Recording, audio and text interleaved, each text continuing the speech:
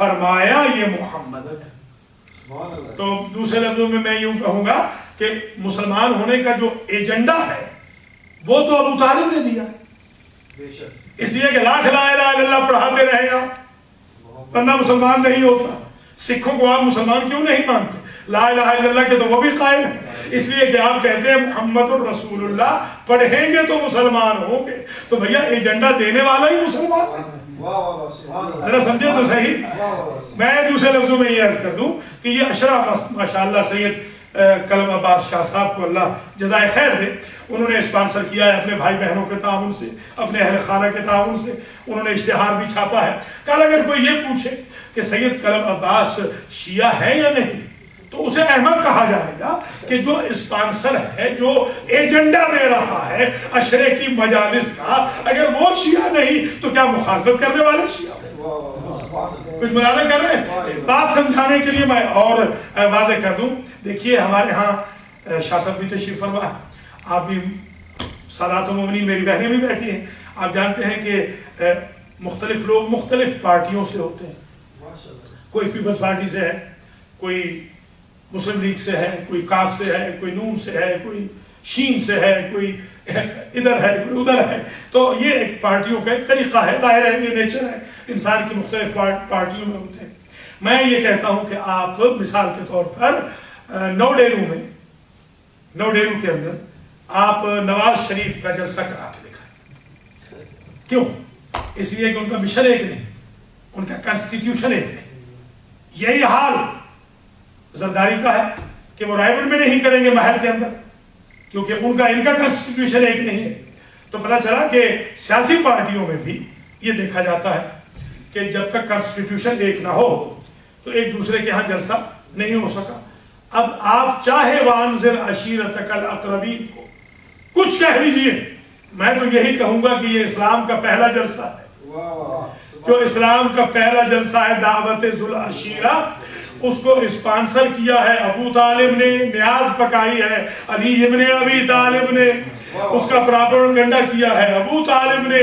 میں آج تک یہ نہ سمجھ سکا پہلے جلسے میں تشریف لانے والے سارے رضی اللہ بن گئے اور اسپانسر کرنے والا مومن بھی نہ بن سکتا. یہ تو صحیح ہے بدرہ. یہ پہلی دعوت ہے اسلام. وانذر عشیرتک الاقربین. میرے حبیب ڈرائیے، اپنے قریبی رشتہ داروں کو ڈرائیے، جو قریبی ہیں ان کو ڈرائیے. اگر یہ تسلیم کر لیا جائے کہ اسی اقرب کی مؤنث ہے قربہ، ذرا سمجھیے، جو قل لا اسألکم علیہ اجرا الا المودۃ فی القربہ، اگر یہ کہا جائے کہ اسی اقرب کی مؤنث ہے قربہ، تو پھر یہ ہوگا کہ نعوذ باللہ جس قسم کے اقرب یہاں موجود تھے دعوت ذو العشیرہ میں، اسی قسم کے قریبیوں کے ساتھ محبت و مودت رکھنا اجر رسالت ہے. تو ماننا پڑے گا وہ کچھ اور ہے، یہ کچھ اور ہے. یہ بعد میں ابھی گفتگو نہیں ہوگی، مگر صرف آج یہاں رکنا کہ وانذر عشیرتک الاقربین کل 40 لوگ. یہ غلط پڑھ دیتے ہیں لوگ، 300 لوگ تھے، نہیں 40 لوگ تھے پوری ریسرچ ورک کے ساتھ. میری یہ کوشش ہے انشاءاللہ، اسی لیے عرض کیا تھا کہ ڈاکیومنٹیشن بنائیے تاکہ ذاکرین کو بھی اچھا میٹیریل پرووائڈ ہو جائے، جو پڑھنا چاہیں ان کو بھی پتہ چل جائے. 40 کل لوگ تھے. 40 کو بلایا تھا حضور نے، 40 کے سامنے، جن میں سب سے بڑا جو چیمپئن ہے وہ ابو لہب، جو سگت آیا ہے حضور کو. ذرا غور فرمائیے.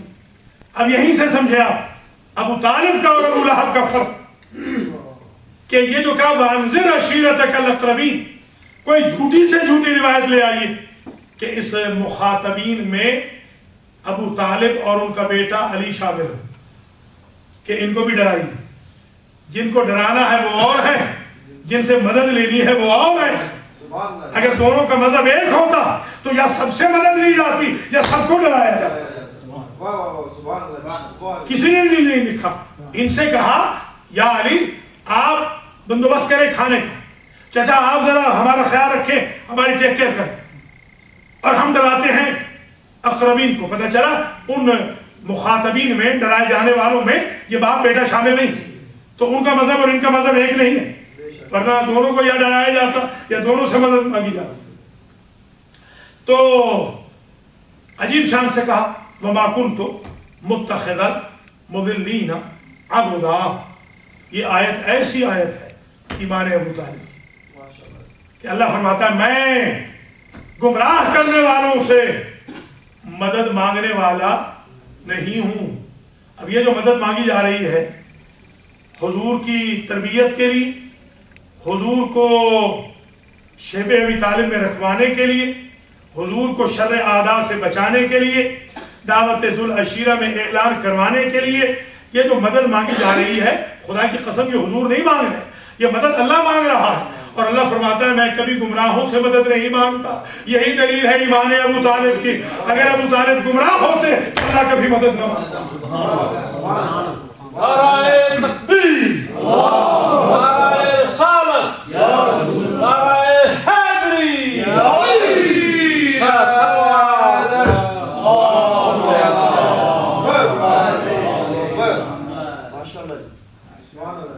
تو اس دعوت ذو العشیرہ میں، ویسے یہ عموماً بتا بھی دوں پڑھا جانا چاہیے دعوت ذی العشیرہ، یہ ہمارے ہاں اردو میں ایک تھوڑی سی کمزوری ہے، اس لیے ہم دعوت ذو العشیرہ پڑھ دیتے ہیں، اصل میں ہے دعوت ذی العشیرہ۔ اگر فارسی یا عربی میں پڑھیں گے تو ذل نہیں ہوتا، جیسے ایمان ابی طالب ہوگا، اردو میں ہے ایمان ابو طالب، اس لیے میں بھی بول رہا ہوں کیونکہ میں ظاہر ہے کہ گرامر کا استاد بھی ہوں، ایسے نہ ہو کہ کوئی میرا شاگرد سنے تو کہے کہ استاد صاحب بھی امریکہ میں جا کے ایسے ہی ہو گئے، تو مجھے پتا ہے کہ ایمان ابی طالب ہے اور دعوت ذی العشیرہ ہے، میں اردو کا خیال رکھتے ہوئے غلط العام کو پڑھے جا رہا ہوں۔ تو دعوت ذی العشیرہ میں 40 لوگوں کے سامنے سرکار نے جب دعوت دی ہے اور کھانے کا ارینجمنٹ بھی ہو گیا، اور جب سب اتفاق سے تیار ہو گئے، پہلے کھانا کھلایا گیا، 2 دن یا 3 دن اختلاف ہے روایتوں میں، کھانا کھا کے بھاگ جاتے رہے، کھانا کھاتے ہیں بھاگ کے چلے جاتے ہیں۔ چوتھے دن، تیسرے یا چوتھے دن، اخذ ابو طالب سیفہ بیدہ، ابو طالب علیہ السلام نے ہاتھ میں پکڑ لی تلوار اور فرمایا لا یقومن احد منکم، توجہ رہے یہ خطبہ ابو طالب ہے، یہ ایمان ابو طالب کا بہترین ثبوت ہے خطبہ ابو طالب، یہ پہلا خطبہ، لا یقومن احد منکم حتی یسمع کلام ابن اخی، خبردار تم میں سے اگر آج کوئی اٹھ کے گیا، یہ تلوار ہے میرے ہاتھ میں، فاستوى علی سوقہ، قرآن نے جو کہا ہے یہ کسی کی تلوار کی نوک سے اسلام پھیلا ہے، وہ یہ باپ اور بیٹے کی تلوار کی نوک ہے، کسی اور کی نہیں ہے۔ فاستوى علی سوقہ یعجب الزراع، تو کہا کہ خبردار جو آج کوئی تم میں سے اٹھ کے گیا، جب تک میرے بھتیجے کا کلام نہیں سنو گے اٹھ کے جا نہیں سکتے، یہ حضرت ابو طالب نے مجمع سے کہا۔ اور پھر اس میں سے چوں چرا کرنے لگا بڑا بھائی ابو لہب، تو معلوم ہے کیا کہا، ذرا سمجھیے جملہ، ابو طالب کو سمجھنا، فرماتے ہیں اسقط یا آور، اسقط یا احمق، اے بھیگے خاموش، اے احمق خاموش۔ آپ ایمان سے بتائیں اگر ان کا مذہب ایک ہوتا تو کوئی بڑے بھائی کو احمق کہتا ہے؟ ذرا سمجھے تو صحیح، اے بے نور خبردار، جو ما لک وہذا، دوسری روایت میں ما انت وہذا، خبردار میں دیکھوں گا اگر میرے بھتیجے کی طرف تم نے آنکھ اٹھائی۔ یہ ابو طالب کہہ رہے ہیں اپنے سگے بھائی کو، بڑے بھائی کو، کوئی سمجھے ذرا دونوں کا اسکولہ ٹھاٹ کیا ہے، خبردار جو اس حاضہ کو چھیڑا، ذرا سمجھیے گا ان لفظوں پہ غور کرو، ما انت وحاضہ، خبردار جو تم نے اس حاضہ کو چھیڑا۔ اللہ کو یہ حاضہ اتنا پسند آیا، جیسے آپ سیو نہیں کر لیتے کوئی ای میل، اللہ نے سیو کر کہ جب کسی ٹائم میں یوٹیلائز کر لوں گا، فارورڈ کر دوں گا، اللہ نے اسے سیو کر دیا کہ میں کسی کو فارورڈ کر دوں گا، یہ ایک لفظ یہاں پر سیو ہوا۔ ذرا سمجھیے حاضہ اتنا پسند آ گیا کہ آج تم نے ہمارے حبیب کو حاضہ کہا، ٹھیک ہم اس کا بدلہ دیں گے بعد۔ پھر فتوجہ ابو طالب الی ابن اخیہ، پھر توجہ کی ابو طالب نے اپنے بھتیجے کی طرف اور فرماتے ہیں قم یا سیدی و مولایا